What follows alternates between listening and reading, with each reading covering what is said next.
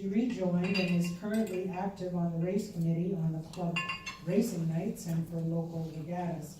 In addition to enjoying being on the water, Gerri is an avid downhill skier, plays violin in a local community strings orchestra, summers at the cottage in Minden, and spends time with family, in particular with her younger granddaughters. She travels extensively and tries to incorporate her newfound interest in hiking in all her trips. She's a newbie hiker and will explain in her presentation just why she decided to do the Everest Base Camp trek. Please give Gerri a warm shout-out.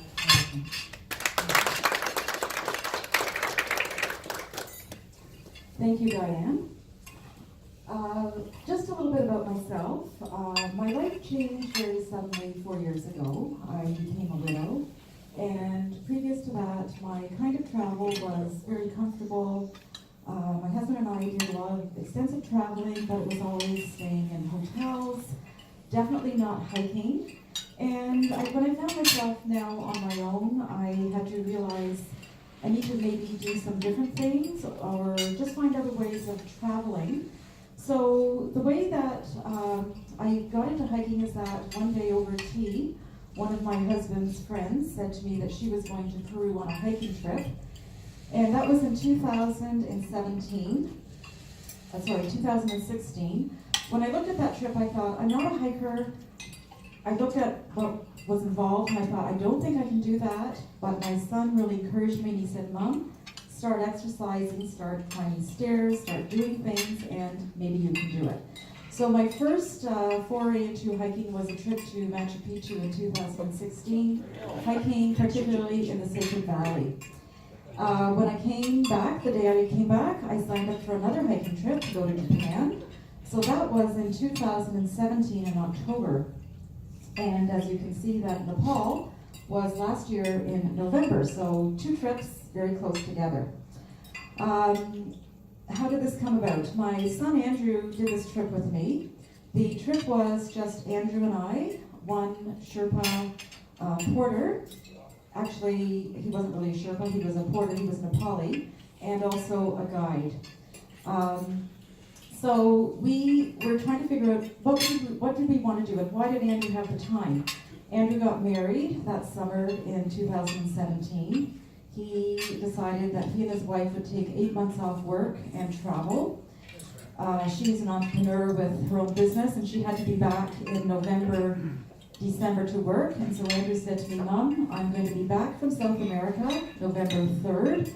Where do you want to go? And I said, maybe Mount Kilimanjaro, maybe Nepal. And I have some hiking friends who I met in the last few years and they said Nepal was amazing. So that is sort of a little introduction as to how we decided on Nepal. So just a little bit about Nepal. It is a very small country. It's referred to quite often as India Light. It has that feel of India. Many ethnic groups and languages. Very small country, very polluted in Kathmandu. Kathmandu is in a valley and we found it very hard to breathe because of the pollution. You might recall an earthquake there not that long ago and the roads are still not in good shape. There are only 2 stoplights that were in Kathmandu and only one of them was working. So that gives you an idea that it's a developing country. The religions of Nepal are Buddhism and Hinduism, and we certainly saw signs of the Buddhist religion everywhere on our trek. The flag is beautiful. We saw that quite a lot of places. It's the only non-quadrilateral flag in the world. The altitude range from 59, that's tropical, very hot weather in that location, up to Mount Everest, 8,848 meters. And in the winter, as you all know, the climate conditions up there are brutally cold. So we had planned this trip. We booked it through a company in Toronto, actually, Canadian Himalaya Expeditions. And what we were told was that you are going to have an adventure. It's not going to be a holiday. When I heard that, knowing that this is really out of my comfort zone, I was feeling a little anxious from the day I paid the deposit. That feeling actually stayed with me until I arrived back in Kathmandu after the trek. It was quite an amazing experience. I've always had an appeal about Nepal. I've had a trekking book about the Himalayas in my house for probably 15 years, and I would look at those pictures and just drool over them and think that maybe one day I'm going to get there. So in order to prepare for a trip like this, I live in Hamilton, so we started climbing the escarpment stairs. I noticed that my breathing was quite labored, so I went to my doctor and asked for a breathing test. I thought maybe on this trek I would have to take a bronchodilator or something to help with the breathing, but my breathing was fine, so just carry on. Lots of hikes. We went to the travel clinic, got our typhoid shots, made sure we had Hep A and B, took Ducrol prior to the trip.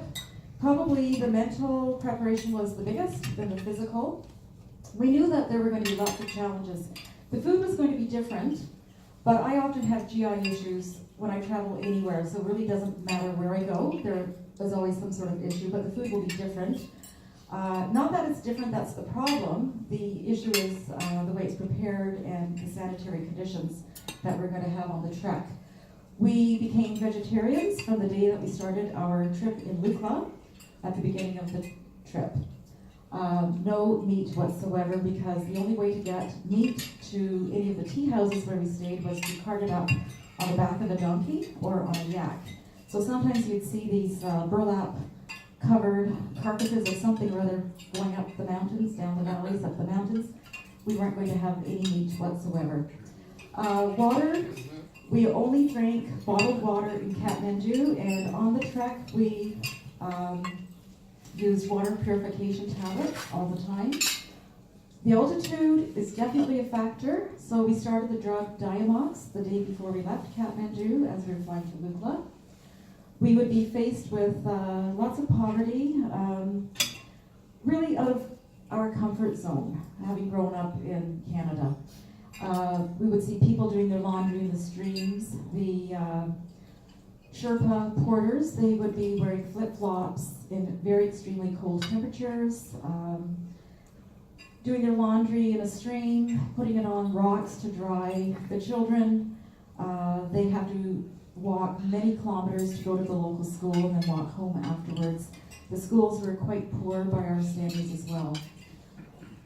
I like nice bathrooms, as I think we all do, and I was preparing myself. I also like good bedding, and I knew that what we were going to experience was going to be completely different.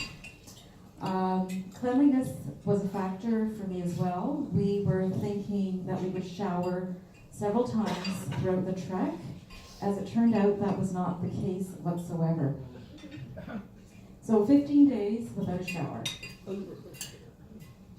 So packing list for medical, I won't read everything. Top right, moleskin, that is a bandage that you use for your feet when you get blisters or begin with sore feet.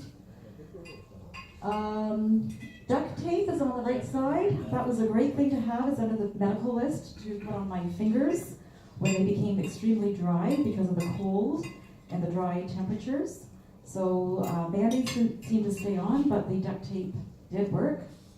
Water purification tablets in any water that we drank. We took an antibiotic, but luckily we didn't need it, and that was if we had really severe GI problems. Throat lozenges, cough medicine. Everybody who does the trek develops what they call the kumbu or the kumbu cough. The air is so dry and the elevation is high that your throat is always dry and everybody is coughing. I think on the packing list, on the next one, something else that should be added would be earplugs.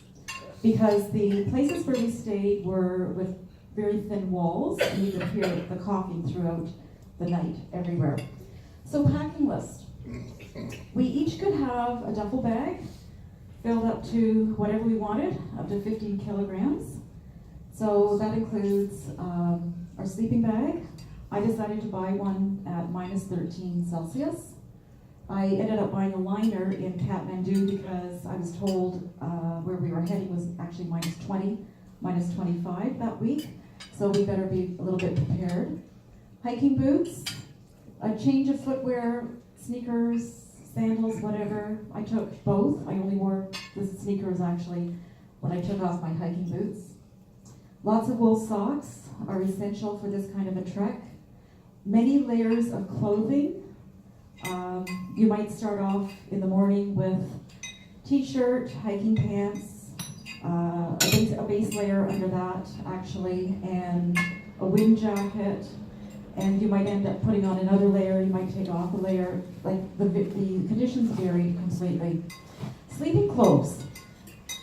Every time we hiked, when I realized that the laundry was not going to be a possibility and showers were out of the question, we kept one set of what we had for clean clothing to sleep in every night. So at least the sleeping bag was relatively clean. So a t-shirt and long underwear is what I had.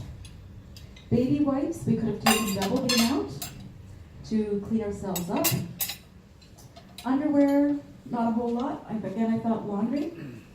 The buff on the right-hand side, that is like a neck scarf that people wear skiing, but these were very thin, and you would wear it over your face to protect yourself from the dust and just from the cold when we were at a higher elevation. Headlamp with extra batteries. The power would frequently go out when we were staying in our tea houses. So I should explain now maybe that where we did stay, we didn't camp on this trek. That was the way that was more popular, but because we were starting this trek mid-November, it was decided that we would stay in tea houses. If we decided to camp, we would have to have a whole entourage of people with us. A kitchen crew, plus our porter, plus our guide. So that would make it more expensive, and the whole idea of staying in a tent when it's really cold did not appeal to us.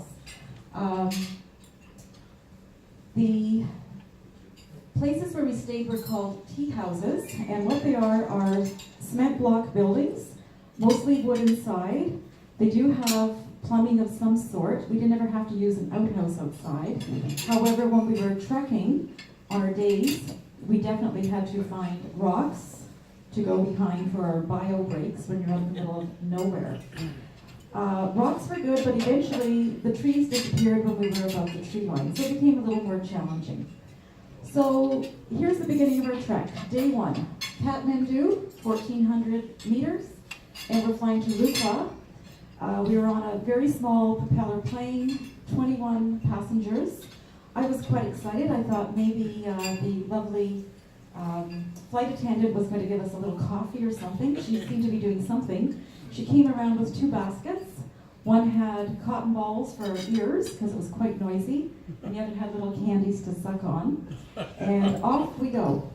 Lukla is known as one of the most, having one of the most dangerous airports in the world.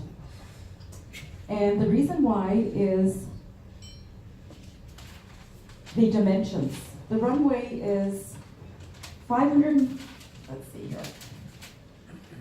The dimensions are 527 meters long, or 1729 feet long, and 30 meters wide, or 98 feet wide, at an 11% grade.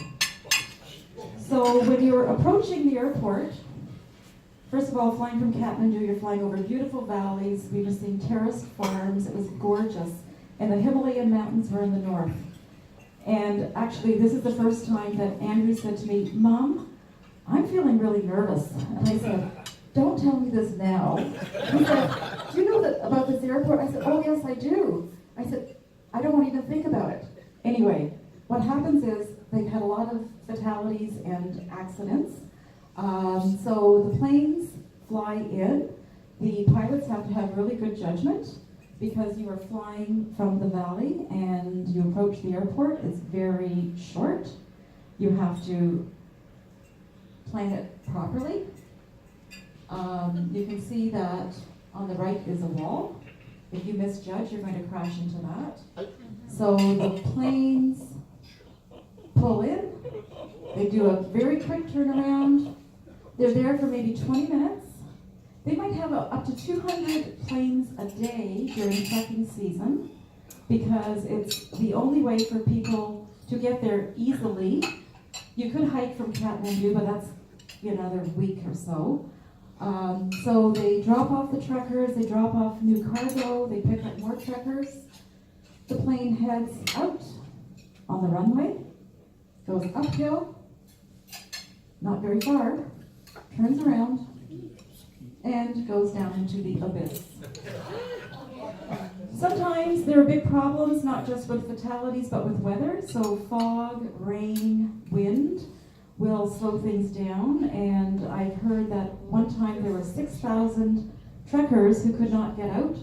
So they were stuck there. So just imagine, the food isn't coming in. There's very limited hotel space or tea houses space. It must have been like quite a disaster for several weeks. There are helicopters everywhere in Nepal, and there is a helicopter here at this particular place, but I will talk about that a little bit further. So here we are, first morning, very excited, very anxious as well, and we are going to hike, starting in Lukla. So we looked into in our duffel bag, we got out a couple of things, put them in our day pack that we were carrying with us, got our hiking poles that were in our duffel bags, and we hiked for 7 hours, only 14K. That's pretty pathetic. I can do 10, 11K in 2 hours at home with big hills in the Dundas Valley, but I'm talking about going uphill, downhill, and like really not mountains, big hills. And we are in the national park, so just as you enter the national park, there are border checks, and when I say border, you need a park pass to go in. So there would be army people there as well as the park wardens checking. So we weren't on our own. We were very, very well looked after by our guide and our porter. So that's the Lukla, typical little street. Looks pretty nice. Lots of little stores. This is sort of like maybe the last stop before you're in trouble. If you want to buy something, like maybe an extra pair of gloves. The scenery was beautiful. That's just kind of typical of what we went over. Very, very rough. The stairs on the left, very typical. You have to be in pretty good shape, and if you weren't in good shape, you're going to get in good shape as you're doing this. As we were traveling through, we would see sites like this. Those are stone carvings done by the monks, and they would have mantras on them, wishing people peace and prosperity. The prayer flags, you'll see more of them as I go through, they were everywhere, and it just kind of lifted your spirits, and people would hang prayer flags, and they again would bring good karma as they're fluttering in the breeze. There were 5 suspension bridges on this second day. And I should mention, I don't have a picture of the first tea house. The first tea house was really lovely. I thought, wow, this is better than I anticipated. There was a flush toilet. There was not hot water though. The flush toilet was good. Andrew and I shared a room almost all the time. So this is now day 2. 8 hours, 11K. This was the second toughest day of the climb. We're now really feeling the altitude. When you're going across a suspension bridge, and of course we're not making decisions ourselves, we're being told, which is good, we're being guided. You always have to make sure that there isn't a train of yaks coming through, or donkeys coming through, or somebody on a horse just coming through, going someplace. And the suspension bridges were really bouncy over big gorges. Beautiful scenery. We're still in forest. It could have been Alberta or BC for the scenery. You can see the steepness of the grade. And when you see donkeys or yaks, the rule of thumb is you stay on the high side. You are never on the low side. They're unpredictable. If you're in their way, you're going to be pushed over the edge. There I am with my day pack. That's very typical of what we were hiking on. Those donkeys were carrying gasoline. There are only 2 ways to get things to the upper area, and that is by helicopter, which is terribly expensive, so that's not usually done, or it's portered in by people or by animals. That is Namche Bazaar. So we were here for 2 nights, and I said to Andrew when we got into our room, I said, this is a room with a view, and there must be a temple nearby, because I'm hearing music, I'm hearing, the horns, I'm hearing chanting. It just sounded very magical. And I said, next day, because we were tired, next day let's go and find this temple. Well, the next morning, because we were going to be there for actually 2 nights to acclimatize, the next morning I woke up and I could hardly breathe. The room was full of smoke, and I could hear chanting and the horns, and I said to Andrew, I think there's a big problem. And of course, no smoke detectors. We went out into the hall, full of smoke. We went downstairs, I'm a little bit concerned, and we were told, oh, that's the temple room, which is right under our room. And so the monks, they were having their services. They were hired by the owner of the tea house to pray for another prosperous year. So there might have been a dozen monks. They were actually staying in the tea house as well. And I saw them in the hall when I would head down to the bathroom.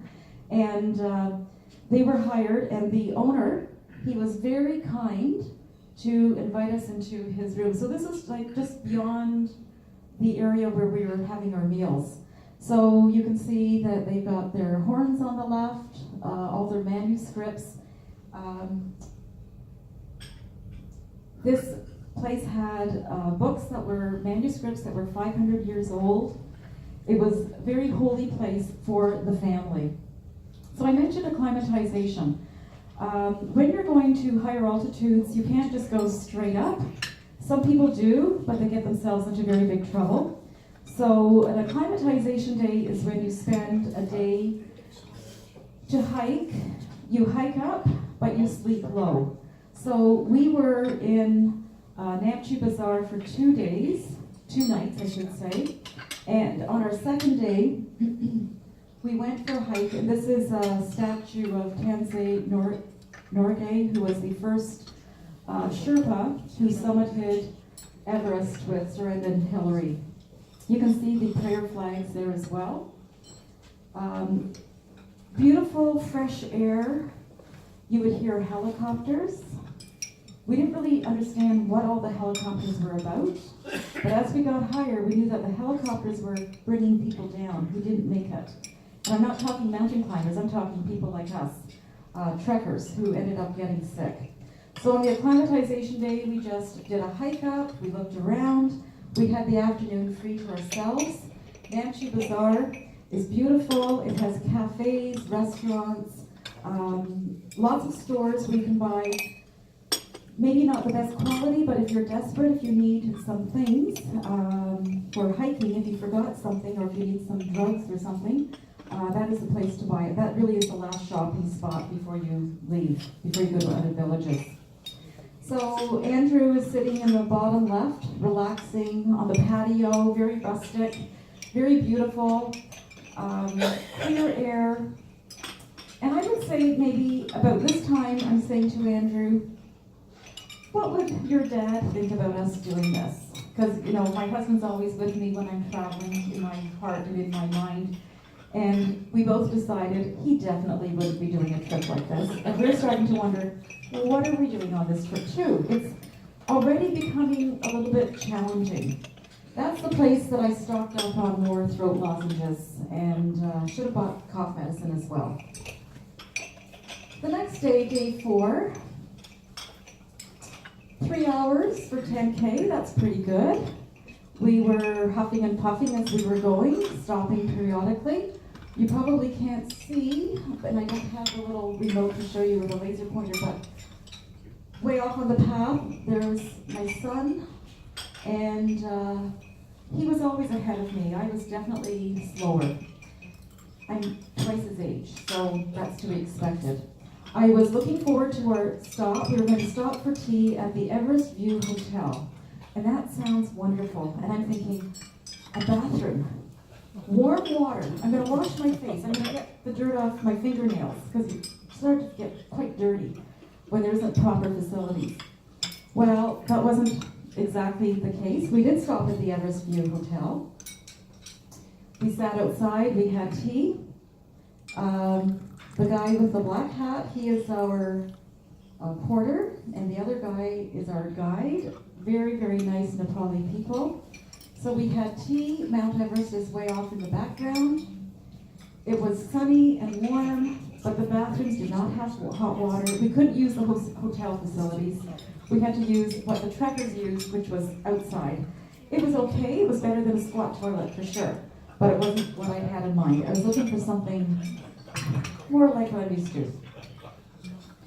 So this place, Kunjung, is known for Edmund Hillary's efforts to build a school. It's one of the first schools in that region.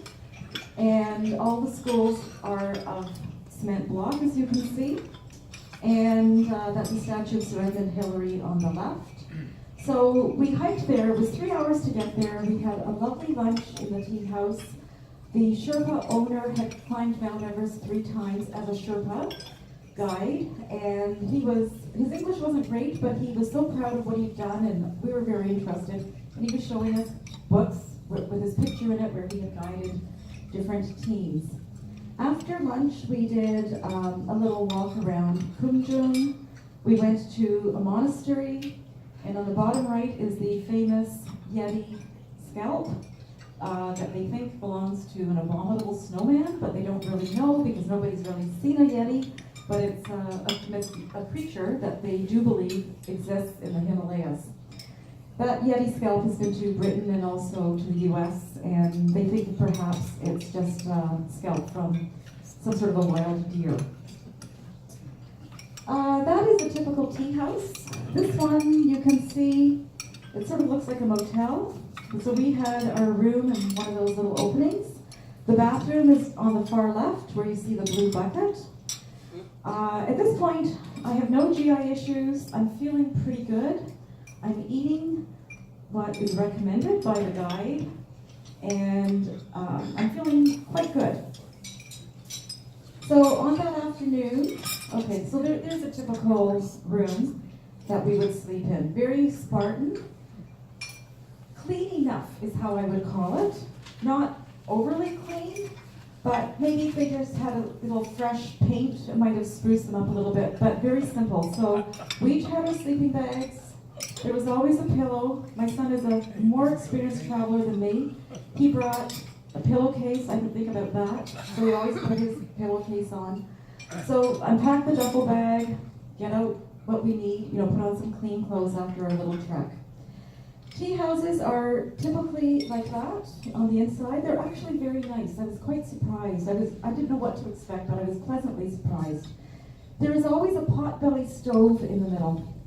And when you are below the tree line, below the tree line, you're using wood to burn for fuel. So they start the potbelly stove, wood, and gasoline. A few little explosions that we saw from time to time. When we got above the tree line, they used dung, yak dung, not donkey dung because it smells terribly, but yak dung, and it doesn't smell when it's burning, but there's definitely something in the chemical composition that irritates your throat and sometimes bothers your eyes. These are not airtight stoves by any means. So the kind of food that we would have, and how did the day go? So we would hike all day or half a day and acclimatize for the other half. When we would arrive at the tea house, we would go to our room. We'd be shown where we are. We'd set up our sleeping bags right away because we didn't want to be too tired later. Then you would go back to the tea house. That's where everybody congregated. It was very friendly, warm, collegial. We met lots of interesting people from all over the world. And you would order your dinner, and you'd say you like it at 6 o'clock. Bedtime was 7:30 or 8 every single night. There was nothing to do except stay in the tea house and talk to other people or go to bed. And after a full day, we were very tired. So typical food, top left are momos or dumplings, fried or boiled. Sherpa stew on the top right, root vegetable stew, delicious.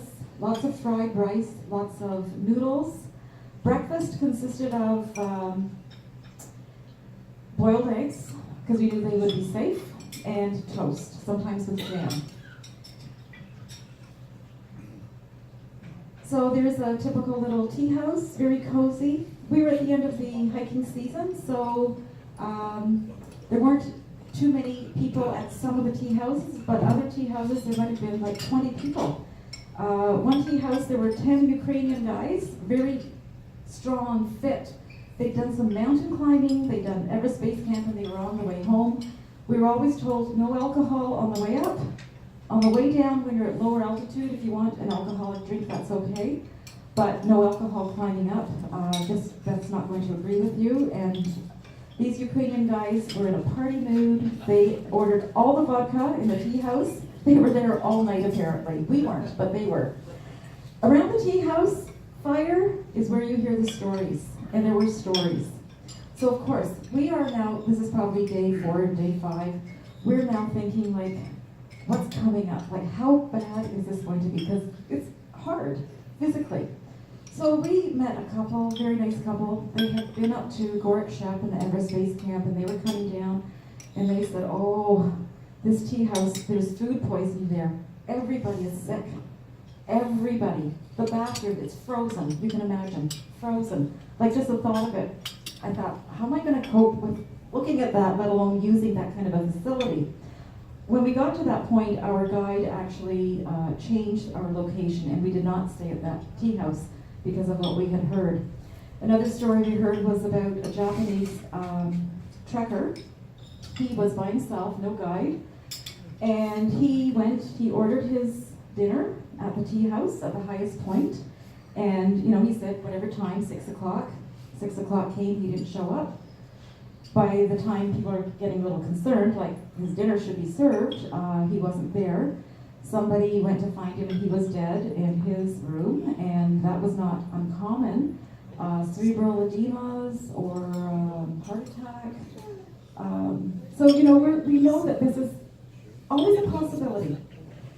When Andrew and I decided to do this, we had a conversation, what would we do, because it's just the two of us. It's not like we're with a big group and we've got lots of options.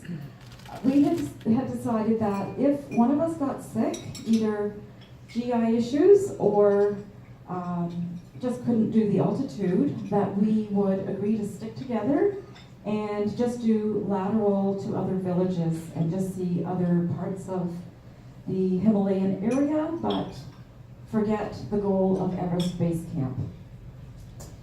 So this place had the dung that would be collected by a dung collector. That's what I called the person. They'd have a basket on their back, and they would walk on the paths where the yaks were, and they would just scoop up the dung with their bare hands, throw it into the basket, and then it would be piled up, as you can see, to dry, and then when it's dry, they would use it for fuel. On the top, there are a couple of combs and a bar of soap. On one other area, I saw some toothbrushes. So, this is not what we are used to, so a little bit out of our comfort zone.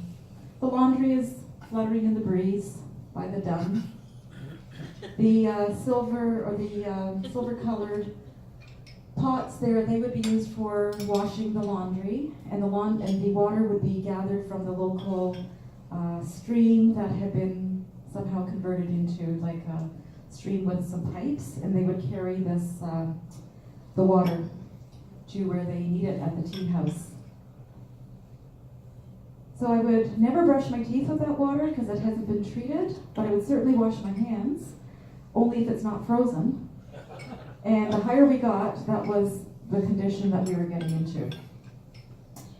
This is a toilet that was between, this night Andrew had his own room and I had my own room, side by side, and that was our shared toilet. There's a toilet seat on the floor if you needed to use it. I was thinking at this point I really should have done a lot more squats at home to prepare for these kinds of facilities. The floors are often wet and slippery because of ice that is formed. I remember very distinctly that morning I heard bang, bang, bang, bang, bang, and then water. They were getting the water ready for us so we could use it in the toilet. It's not a flush toilet, it's a gravity flow toilet.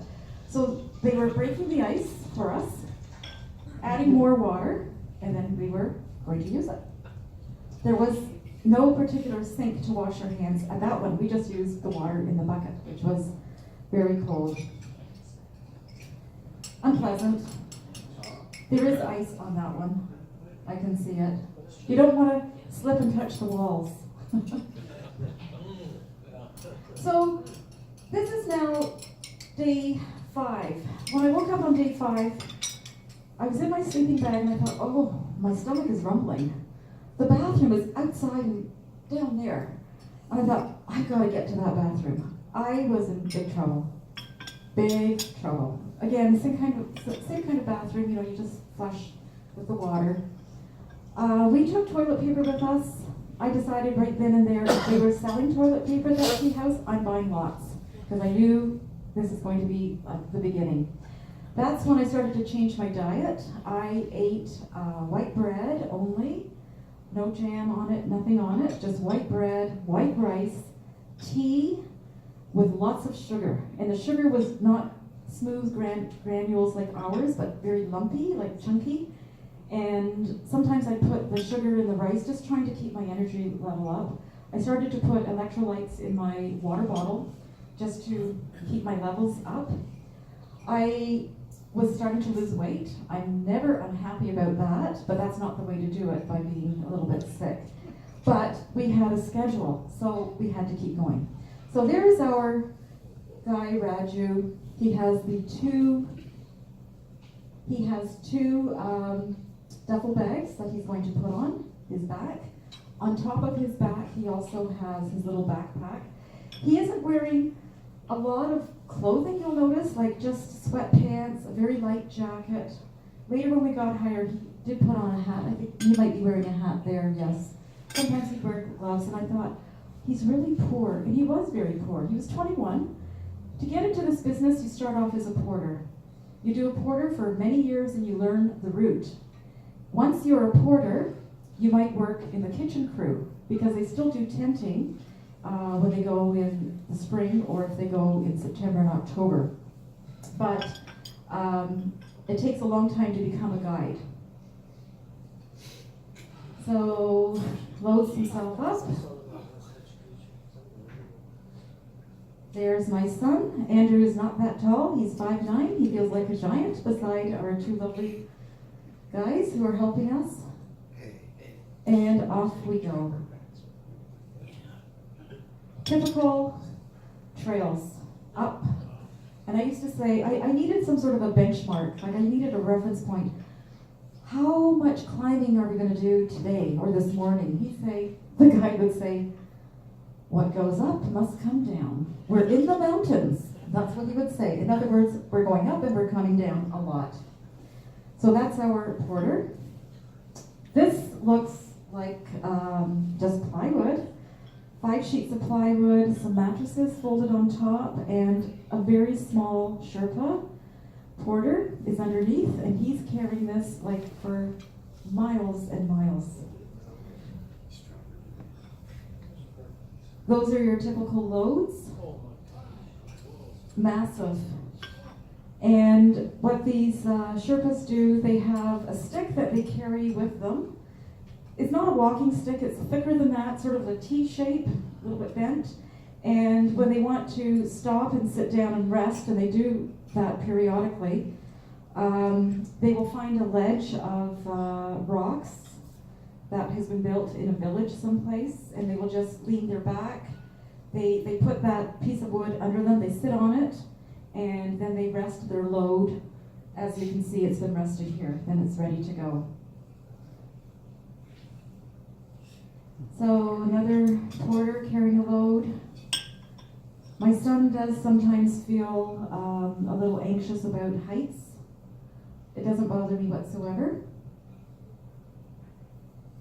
So I'm just skipping with just telling you some info.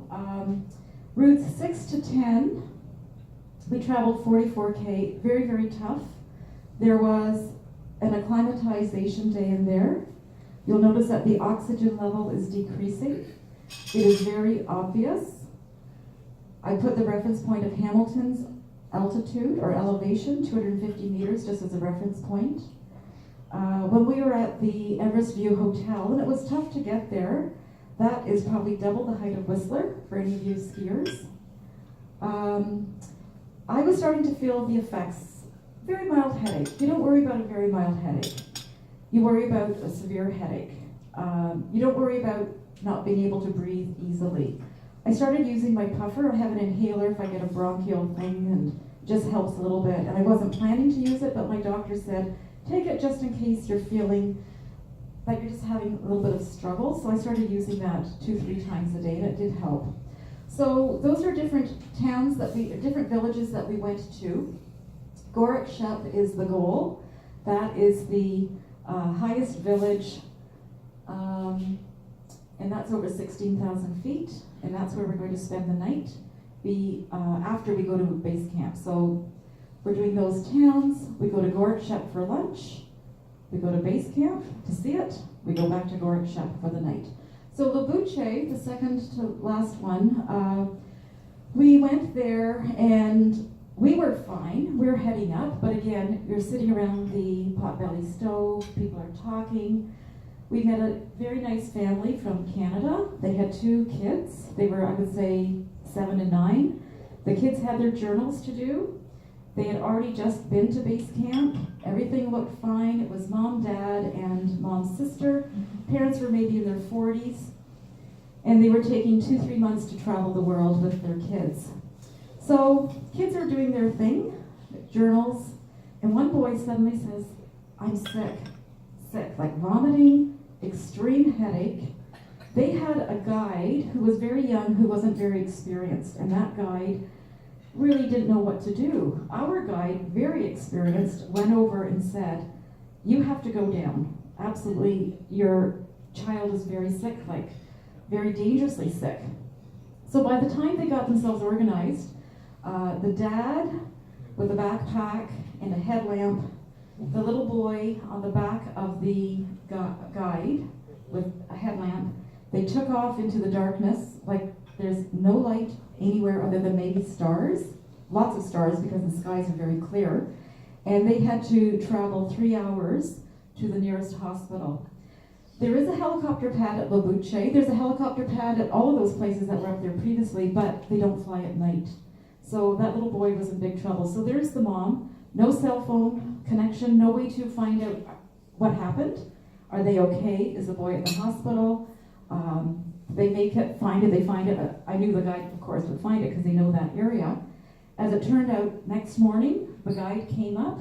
They didn't even go to the hospital. They just went down a few hundred meters and everything dissipated in that child. He was fine. So that's the thing. When you're climbing high, if you are sick, they say, head lower. On our trek, we met a guide who was very experienced. He was taking one woman up, and he got sick. He's done this trip numerous times.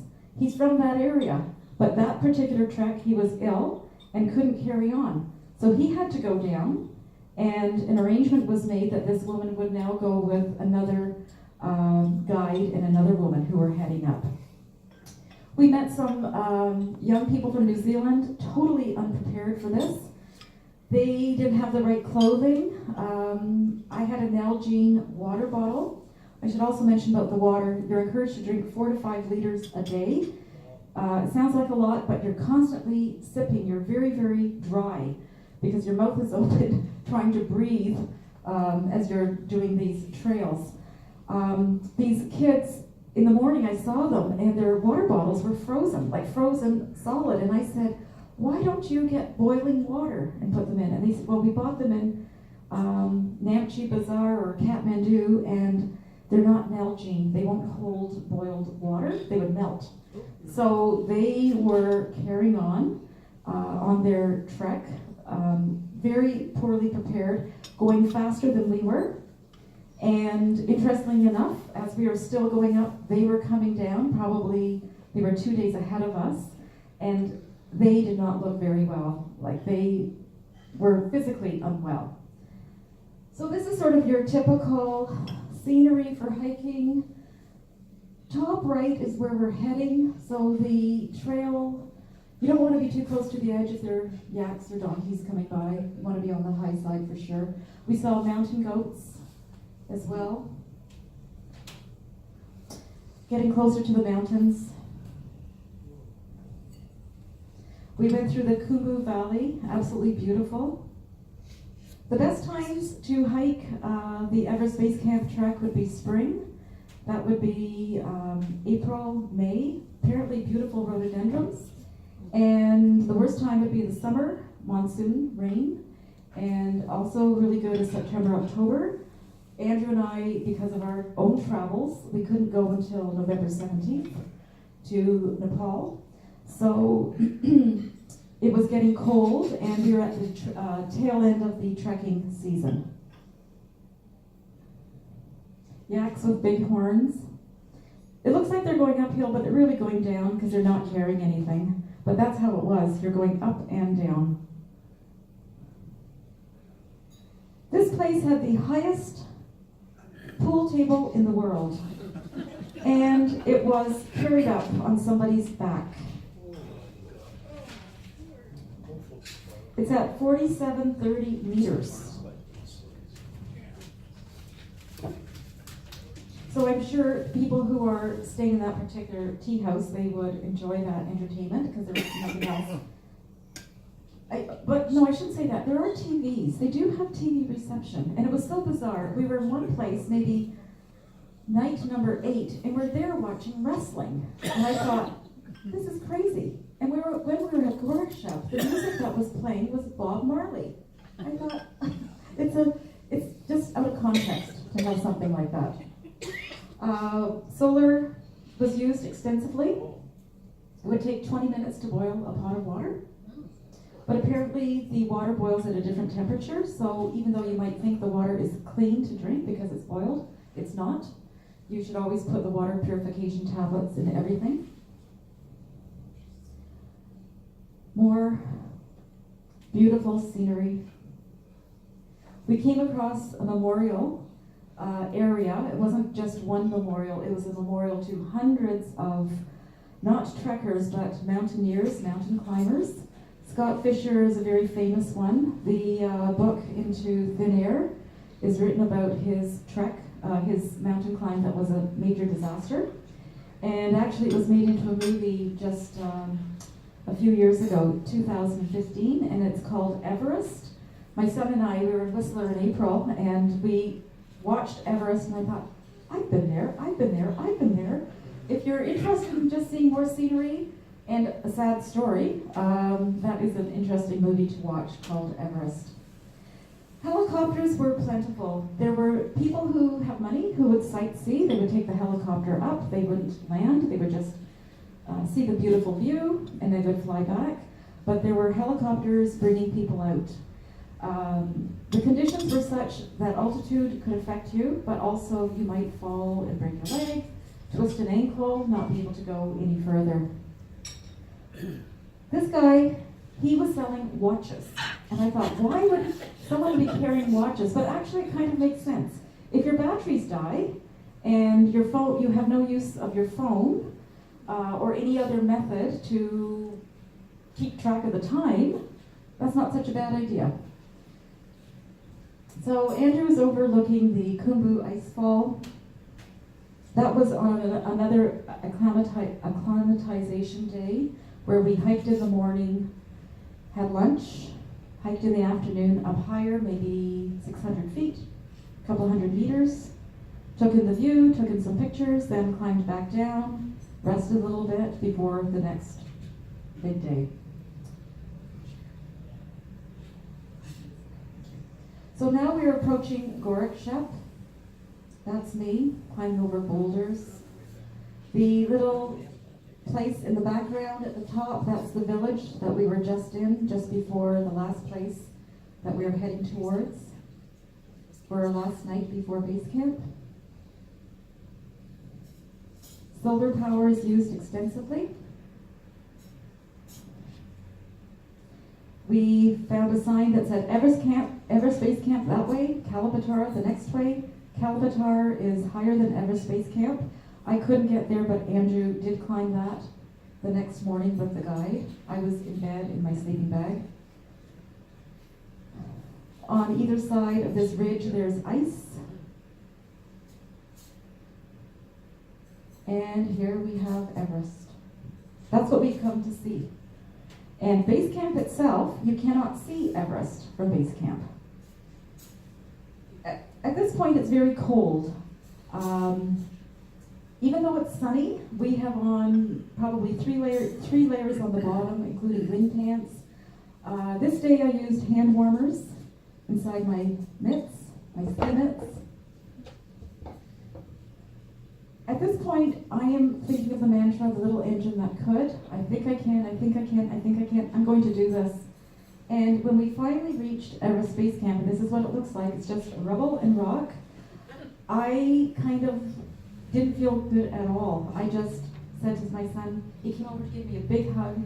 He arrived there a couple minutes before me with the porter, and he came over and hugged me and he said, "Mom, you did it. I'm proud of you." And I just felt like I was going to faint. I thought I could feel tears welling up. It was extremely emotional. So I sat down on a rock for a little bit, collected my wits about me, felt fine. We brought some prayer flags. We had a Canadian flag that we got a picture with. The Khumbu Icefall is on the left-hand side of the screen. That's where the climbers do their first day of climbing when they're going to head up for Everest. And that is the area where the climbers will camp for a month before they begin their climb up. It was a very tough hike back to the tea house that you can see there. The sun is now getting lower. I'm not doing too well. My energy is very poor. Andrew had a chocolate bar in his bag that he insisted that I eat in small bits here and there, and lots of rest along the way. Lots of climbing over boulders and rocks. And I definitely felt like I'm glad we're here and I'm glad this is it, because I knew I couldn't do anything more. That night, it was very quiet in the tea house. I think everyone was exhausted. You just don't feel 100%. Sleeping, sometimes you're trying to catch your breath. There's no heat in the tea houses, so the heat is generated by yourself in your own sleeping bag. So I always took a hot water Nalgene bottle to bed with me, which was great. I had warm water to drink in the morning. When I woke up, it was still warm from the sleeping bag. So the next day, Andrew decided to attempt to go up Kalapatar. He said he could take 3 steps and he had to stop to catch his breath. 3 more steps and stop. Physically grueling. Just more prayer flags everywhere you went. We left quite a few at Everest Base Camp as well. Now we are doing the descent. We're heading back. The ascent was 10 days. Descent 4 days. I have knee issues, big knee issues. I was starting to use BioFreeze, which is like Voltaren on my knees, twice a day, only in the morning and only at night. And that helped a little bit, but going downhill is far more difficult for the knees. Going uphill is more difficult for the breathing. But the air suddenly felt different. It felt thicker. There's a wild goat, absolutely beautiful scenery. Those are the kind of boulders and terrain that we had to climb over. No paths, just you make your own way. We went to a beautiful monastery. And now we're starting to head into the forest area, getting into the tree line. Constantly seeing the donkeys and the yaks and the dust. You can see the dust. The entire time that we were in Nepal, I felt my breathing had deteriorated greatly because of the dryness, the altitude, the cold, and the dust. Nepal, in that region, they have a lot of farming. You might not think that they would, but they seem to be fairly self-sufficient with some things, and they grow potatoes. And our porter, he decided to buy, I don't know, a 50-pound bag of potatoes and carry that on top of his bags that he was carrying for us because he wanted to take them home to his wife. And that is the end of the trek. There we are heading to the airport again, into the abyss, heading back to Kathmandu. And here we are in Lukla just finished our trek with our guide and porter. I mentioned about cleanliness. I really anticipated having some showers. I really anticipated clean clothes and washing my clothes. I wore the same pair of pants for 15 days. When I got to Lukla, I took them off, I put them in a garbage bag.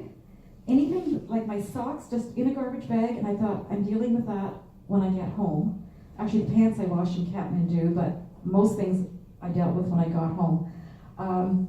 You can see our guide, our porter on the right, he's looking really nice. He's got some nice clothes that somebody in the previous trek had left for him. So that's how they make their money, through tips, and they are paid and they're insured, but it's very difficult for them to have the standard of living that we do. I just want to reflect on something. I guess I feel a lot of gratitude about a lot of things in my life, and gratitude, that I'm able to do this, that I'm healthy enough, that I'm able to have the money to afford to do something like this, and to see parts of the world that many people will never have an opportunity to see themselves. It was amazing, and I always come home after a trip, and that's what I call a hard trip, feeling energized and thinking that I can do so much more than I thought I could do, and just really proud to be a Canadian. I just want to leave you with this little thought.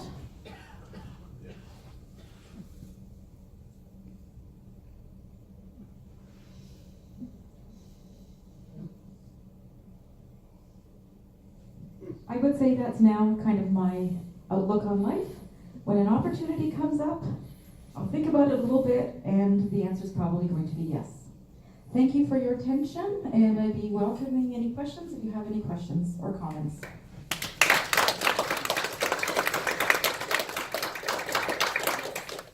I'm assuming your guide and your porter spoke English? Yes, they did. The guide, Put the microphone up. yes, good idea.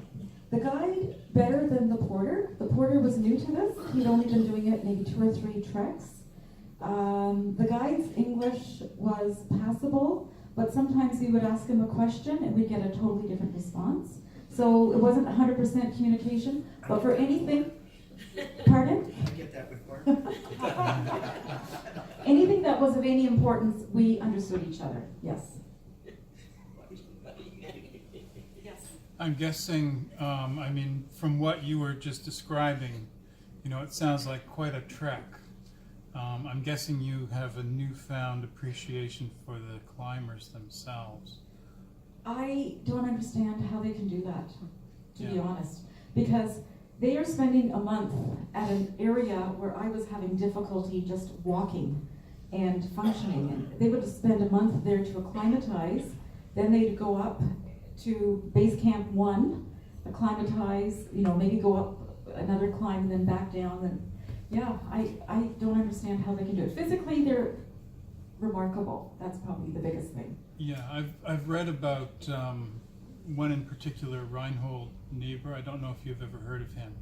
You should read about him. He was the first climber to climb all of the 8,000 plus meter mountains and do it without oxygen.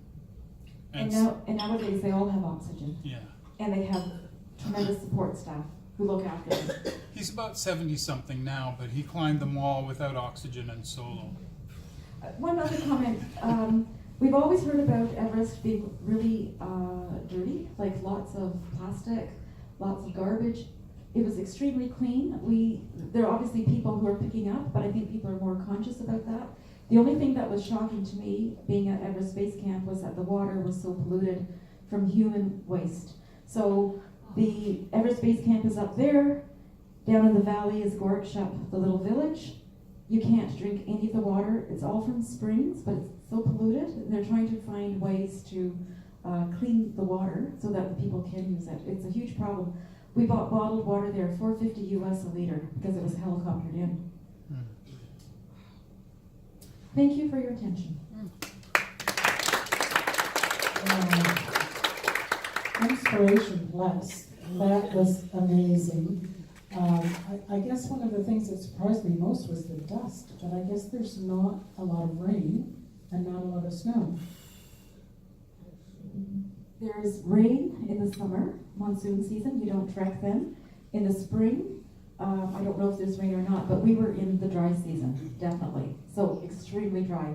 And we didn't have any fresh snowfall per se, but there were some areas where there was snow from maybe a week or two previous, but it was extremely dry. That surprised me when I was up in the Arctic as well, up in Yellowknife.